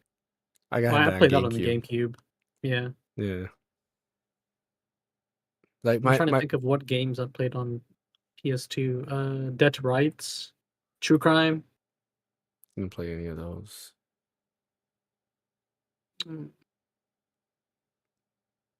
I know I did a lot of the Ratchet and the Clank. That's Mhm. typically because that I was didn't the play only any way of Ratchet and that you Clank. can play it on. Yeah, any of the PlayStation mascots, I never played them. I just didn't care for them. What's some RPGs? I feel like what's funny is like Persona 3 and 4 were out, and I didn't play any of those on PS2. Like, I mean, would you consider that Musashi game you and I have talked about a couple Oh, times? yeah. Would you consider that an RPG, like an action RPG, I guess? Yeah, it's like an action RPG. Yeah, that one I really enjoyed. Me Very too. short, but I enjoyed it. Yeah, why can't I only think of PlayStation or Final Fantasy? Or I can only think of Final Fantasy RPGs. There's definitely more. Grandia 3 was that was on PS? Or no, was that PS3 or PS2? Grandia, I think Grandia 2 3. I played on PS2. Yeah, they did bring it there. Let me see. I think Grandia 3 was a PS2 game. Shinobi. Yeah, I it was. played. Did I play Grandia? No, I never played Grandia 3. I played Grandia 2. So, I feel like I played like a lot of RPGs on PS2. I don't know why I can't think like you. I can't think of any Final Fantasy. I played the demo, or I played a little bit of Dragon Quest 8. And at that time, I told this story before, but like I did not like it. I was like, this music is lame. I do not want to have anything to do with this. The main reason I wanted to try it out was, Kira Toriyama's art. I was like, oh, this kind of looks cool. And since then, I was like, no, like this game's gonna make me throw up. I don't want to play it no more. And then I booted up because at that time, for you to play the Final Fantasy 12 game or to get the demo, you had to buy Final Fantasy 8. Or Dragon Quest 8. I'm sorry. So you bought Dragon Quest 8, you got the demo disc to Final Fantasy 12. And my friend who I played Halo with had bought that so he can play the Final Fantasy 12 demo. And he enjoyed Dragon Quest 8. At the time, I was like, no, this is lame. But in hindsight, and after playing Dragon Quest 8 later on, it's a really good game. Highly recommend it. I like Dark Cloud. Those Dark Cloud games Dark are kind of Cloud cool. 1 and 2 was amazing. I love those Yep. games. Oh, Rogue Galaxy. Before we even started the for sure. podcast, I was going to Level mention that. 5, yeah. Yeah, Rogue Galaxy is an amazing game. If you have not played Rogue Galaxy, do yourself a favor and play this game. The game is top tier and probably one of the best RPGs on PS2, if not, the best RPG on PS2. Like, as much as I love Final Fantasy X and it's my favorite Final Fantasy, Rogue Galaxy is very close. Like, I enjoyed it a lot. It came out towards the end of the PS2's life cycle, but I guarantee you play it, you will enjoy it. There's so much to do in that game. The battle system is really great. The story is really great. So voice acting is amazing. At the time, Batman Beyond was huge. So the voice actor to Terry McGinnis is the main character's voice actor. Oh, cool. And it's just like they have a good cast of characters and everything. Like it's a top tier game. It's available on PS5. You can play it and it has trophy support. So you can get trophies in it. Which is Nice. cool. Xenosaga. Yeah, I never played Xenosaga. Okay. Yeah, but I remember Baldur's Gate always 1 and wanting 2. it. Yeah, Baldur's Gate I did play. I did play it on there. Dark Alliance, Baldur's Gate, Dark Alliance 2. Those games were fun. Mm-hmm. Yeah, Xenosaga I remember I always wanted to play. I'm surprised you never played that, especially considering how much you love Chronicles? Xenoblade, yeah. Yeah. No, I never played it. I always saw it. I remember seeing like videos like when YouTube first started coming out. I remember seeing videos about it and seeing gameplay. But I never played it. I remember watching like walkthroughs of it as well. Like back then, I would just watch walkthroughs and I would just, I don't know, like just see game, and there was no commentary or anything like that. So you're just watching the whole game and then you'll continue. Soul Calibur 3. There was 2 as well. Yeah. That's coming. That's coming to I think is PS it out Plus already? Or I don't think so. okay. I just had one. I can't think of it. I was literally just gonna say it. Oh, Shin Megami Tensei Digital Devil Saga 1 and 2. Those are supposed to be really good RPGs too. Yeah, never played those either. Okay. I feel like there's something else that I'm missing. I'm just trying to think of like niche like pieces because I mean we have the regular stuff that everyone like the heavy hitters like God of War, Resident Evil 4. I forgot God of War started on PS2. All that stuff, but I'm just trying to think of the ones that like people may not have. Yeah, Shadow Hearts. Oh, I mean, how can we forget Devil May Cry? It's not. Yeah, but like Devil May Cry started there. It's not niche. That's not niche. That's a heavy hitter. That. And then Code Veronica. That game kind of started the whole like M rating or whatever. Yeah. Code Veronica X2. That was the way I played. I didn't play it on Dreamcast. I waited till the X came out. Yeah, never. I didn't play Shadow Colossus on PS2. Played it on PS3, but not on PS2. Okay. Then obviously we got Sons of Liberty. But I'm just trying to think of like. I think we Beyond Good and cast a pretty wide net. Okami? Beyond Good and Evil. Yeah. Oh yeah, Okami. Okami.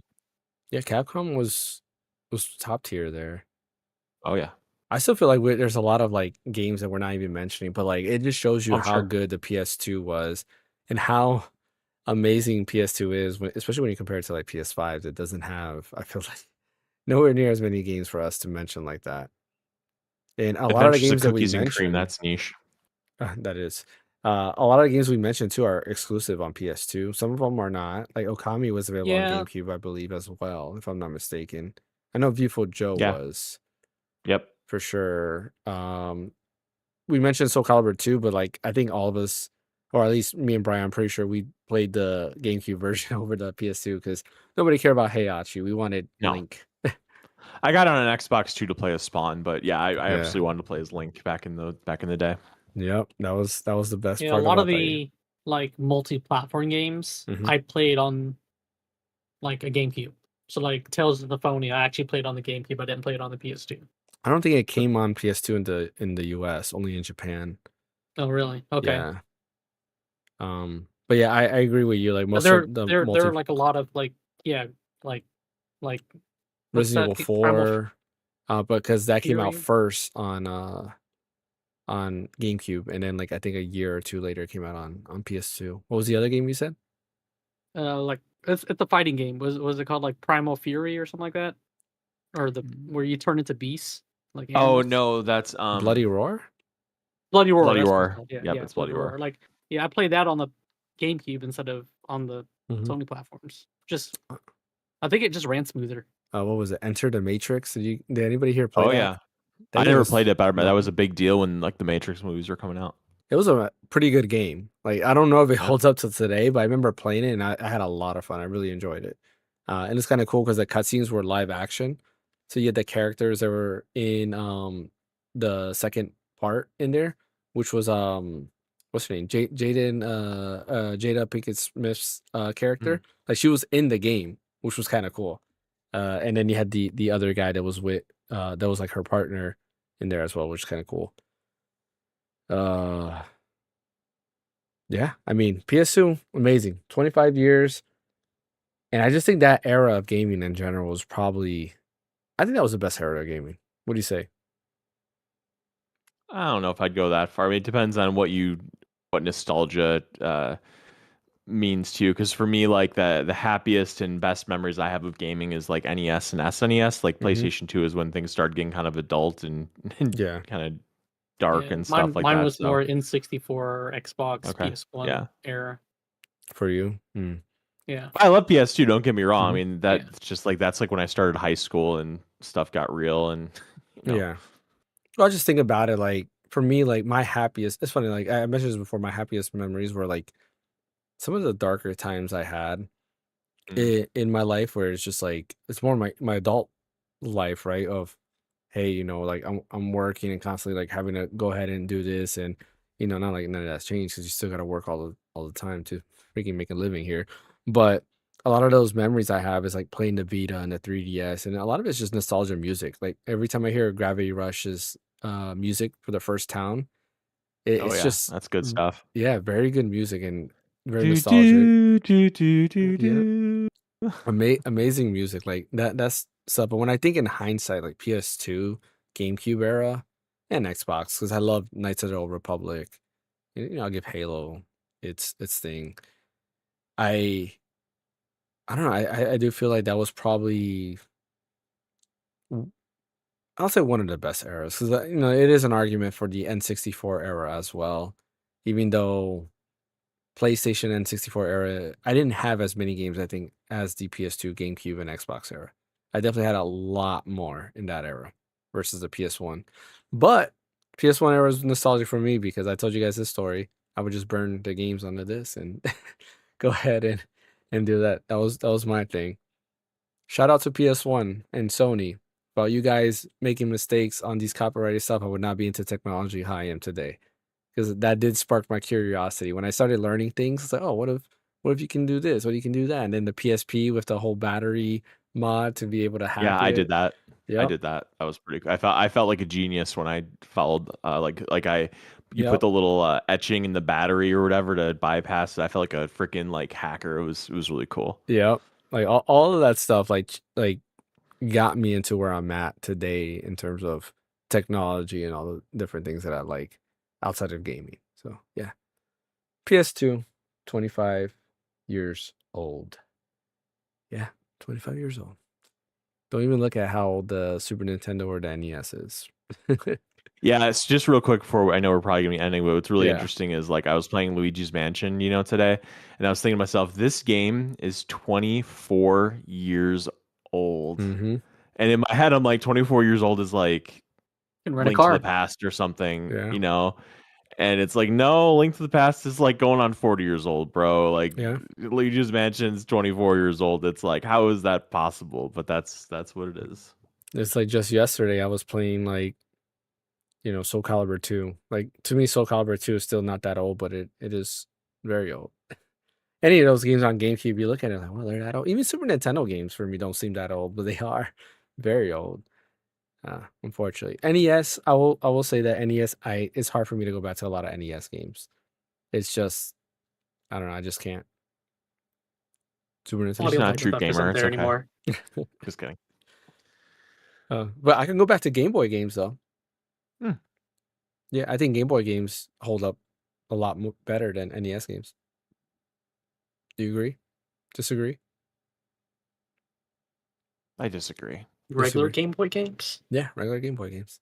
Like I was playing, the Castlevania game that's on the Nintendo Switch Online for Game Boy. It's Mhm. also in the Castlevania Anniversary Collection too. It's not bad, Is but it? it's not. Yeah, it is. No, that one's not. The I'm almost- Castlevania game for Game Boy is on the Castlevania Anniversary Collection. If we're talking about the Is? same one, the one Yeah. that has like a female as the main character. I don't think that one's I'll on look it there. up. Yeah, double check because Oh, I had really? that Anniversary Collection. And I remember, and the only reason I played on Nintendo Switch Online was because it wasn't on there. Unless I missed it. Female protagonist. You said it's a female protagonist. Yeah, it's. Well, I can bring up my Switch and. see what it is. Castlevania Legends. That's what it was called. Okay, so Let me see. Castlevania Anniversary Collection games. Hold on. Sorry if you're hearing that. Where's my Game Boy? Oh, you're right. It's not in there. I've never even heard of that game. It's Castlevania The Adventure is in there from Game Boy, and Castlevania 2 Belmont's Revenge is on there. I've never even heard of Castlevania Legends. So yeah, you're right. Yeah. That game isn't on there. And it's pretty fun. I played a lot of hours in it, and it's fun and it holds up. It's a game that I've never I'm gonna played YouTube before. that. I never even heard of it. Yeah. Oh man, it's saying I gotta take off space off my micro SD card because my micro SD card is full. I need that 1 terabyte micro SD card for my Switch too. All right. Well, I think that brings us to the end of today's podcast. Appreciate everybody for joining. As always, don't forget to hit that like and subscribe button. Tomorrow, I'll be back streaming, doing some more Pokemon Legends ZA. And who knows? Maybe I'll get to the end tomorrow. Guess we'll find out. And Mhm. we're not going to do a podcast next Thursday. We're moving it to Sunday. Correct. So this will be the last podcast for now on Thursday. Starting next week, we will not be back on Thursday. We'll be back on that following Sunday, which is the 9th. The 9th. Yeah, so 9th at 9:00 p.m. Eastern. We will be doing the podcast then, so definitely stay tuned for that. As far as solo streams go, I'll probably still continue them on Friday unless I decide to do them on a different day. We'll see where we go from there. But yeah, appreciate everybody for joining. Brian, where can I catch you at? I'm at red_so_deep on Twitter. And real quick, what is your favorite game on the PS2?